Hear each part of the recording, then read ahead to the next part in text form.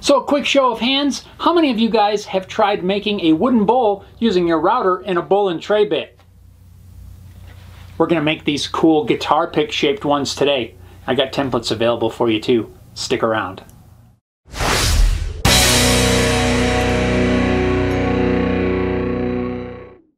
Hey everyone, welcome back to Home Built Workshop. My name's Jeff. Have you guys ever made a wooden bowl using your router? Maybe you don't have a lathe or anything like that, but you still want to make some cool bowls that could be great for handmade gifts?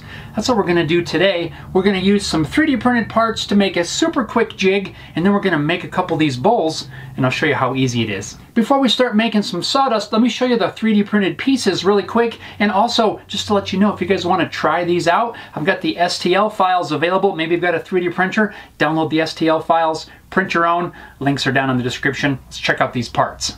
So here's our 3 pieces to make these bowls. In case you can't tell, guitar pick shaped. This template's going to be used to route the outside profile. We'll stick this to our piece of wood, and then once we have that routed, the routed wooden piece will fit down into this base template. Then we'll have this top piece, which is just a little bit smaller shape than this. That's going to give us about a 1/4 inch wall thickness around the edge of our bowls. This will plop down on top of there.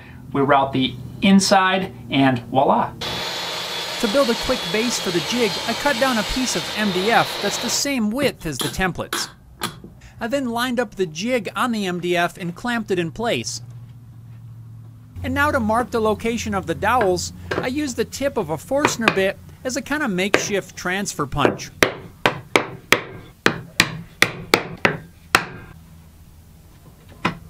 Now we'll just drill these holes out over at the drill press. The holes modeled into the jig are 3/8 of an inch, so I'm just using a 3/8 Forstner bit. With our 3/8 holes drilled, I'm going to glue in some 3/8 inch diameter hardwood dowels. These are going to be like locating pins that will keep everything in alignment. These holes are in the exact same spot on both the bottom as well as the top template. That way everything will be completely lined up when we drop them into place. It's very similar to the jig that I made for shaping my guitar necks, if you guys have seen that video. If you haven't, there's a link down below, but it uses the same idea of the locating pins to locate both the top and bottom templates. Let's glue this.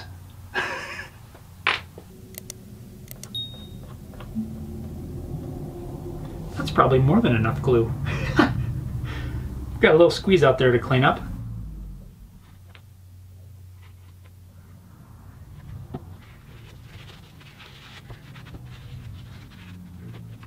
Now before the glue has a chance to dry, I'm going to tap down both sections of the jig onto those dowels. This is going to keep them lined up exactly where they need to be while the glue dries. Now let's set this guy aside so the glue can dry and we can begin working on the actual bowl blank. After rummaging through the scrap pile, I found this board here. I think this is going to work perfect. We should be able to get quite a few bowls out of this piece. This is about 1 inch thick. It's going to give us a nice shallow bowl, perfect for toss and change or guitar picks or whatever. And that's kind of the nice thing about a project like this. You don't have a certain dimension that you have to work with. You can just use what you have on hand and make it work for your project.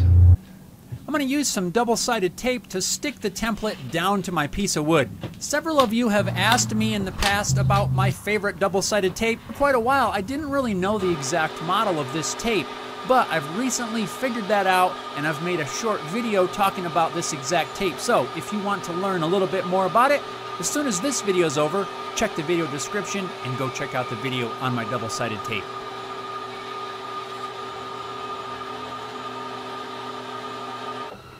Now I'm installing a small template bit in my router table.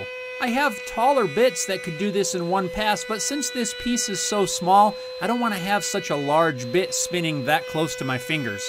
I'm going to make this cut in a couple of passes, just taking small bites at a time. I don't want to risk the router bit grabbing the piece and throwing it across the room. That's never fun.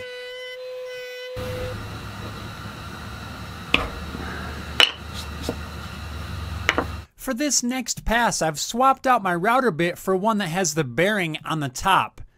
This is the router bit that I used for the first pass with the bearing on the bottom. This time, I'm going to flip the piece over, and now this bearing will ride along the portion that we already cut, and we'll use this bit to make our final cut.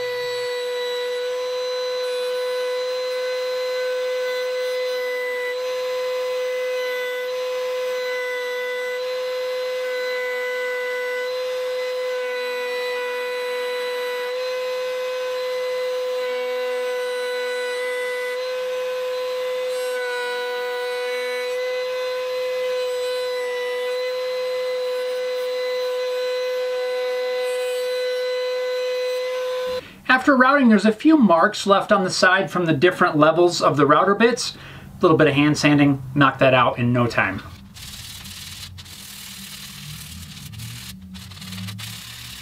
By now, the glue is dry on our jig and we can put this thing to work.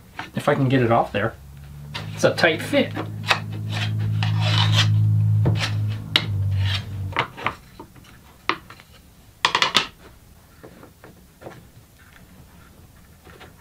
Haha.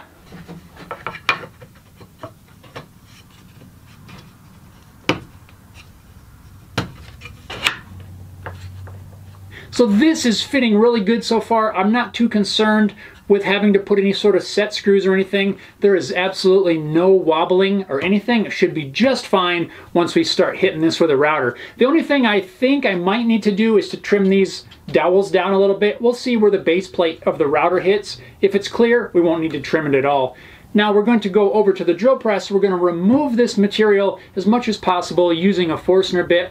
There's one thing we want to keep in mind. We want to leave about 1/4 of an inch or so thickness on the bottom. Really, that's kind of up to you, but whatever you use, you want to make sure you account for that little brad point on the bottom of the Forstner bit. You don't want to go so deep that after you route to your final depth, you still have those little divots in there. So be a little bit cautious, leave it thicker on the bottom, then when you route the final depth, it's going to remove those little divots left by the Forstner bit. I'm stopping my Forstner bit at about the thickness of this lower template.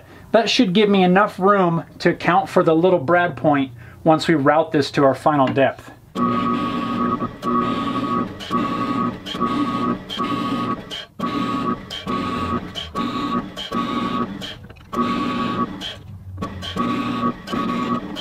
To route out the inside, I'm going to use this little trim router with a bowl and tray bit installed in it. Now, a bowl and tray bit is really not much different than a regular straight cutting bit. It's got a bearing up here, a couple of cutters on the sides. The main difference is the fact that the corners are not squared off. They're kind of rounded, and as we cut to our final depth, this is going to give us a nice rounded corner in the bottom of our bowl. I'm going to set the bearing so that it just rides along the edge of our template, and we'll take smaller cuts working our way down. Now, this particular bit that I'm using is made by Amana Tools. It's number 45983. Just in case you're curious, has 1/4 inch shank and it works really well. This is not at all sponsored by Amana or anything, but I do like to share the things that I like to use with you guys in case you want to try them out. A lot of you guys are curious as to more of the tools and things that I use, so there you go. Not sponsored, but I will put a link down below in the description if you want to check one out for yourself. It looks like the base plate for this particular router is not going to interfere with these dowels, so I'm not worried about that. But if you're using a different size base plate, you may or may not need to trim those flush. So let's crank up this router. I'm going to set the height of my bit so that it cuts just a little bit at a time. We'll work our way down to the final depth.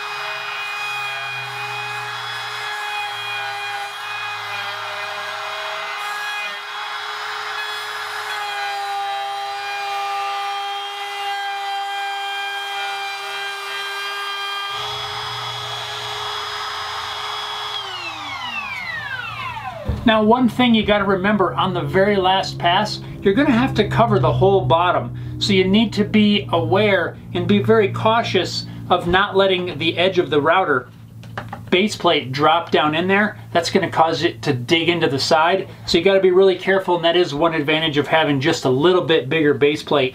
That way, no matter where you are, it's not going to drop down in the side. Let's check this out and see what it looks like.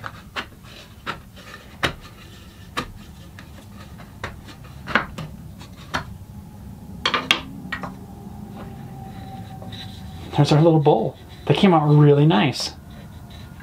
Now I'm just going to do a little bit more sanding, finish cleaning up the edges as well as breaking the corners, making them nice and soft. One thing I want to say though that could be kind of important, if you sand this at all to remove any router marks before you route the inside out, be really careful that you don't sand it too much. Once you sand the outside, it's going to get a little bit smaller.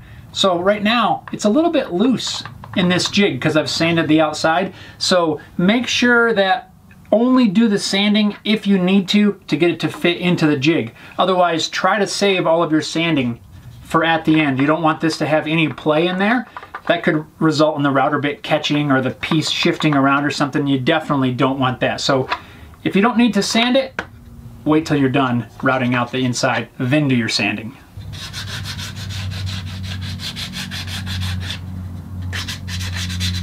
I guess alternatively though, you could use a small roundover bit or a chamfer bit or something and route that shape on the outside.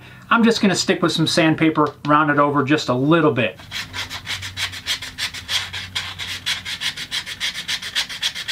It can sometimes be a little bit tricky to sand the insides. You may need to get creative with small sanding blocks or something like that. Cut some small pieces of paper, but you'll be able to get in there. I think we're ready for some finish. I'm just gonna use boiled linseed oil for the finish. We'll just wipe a little bit on here. It's probably way more than we need.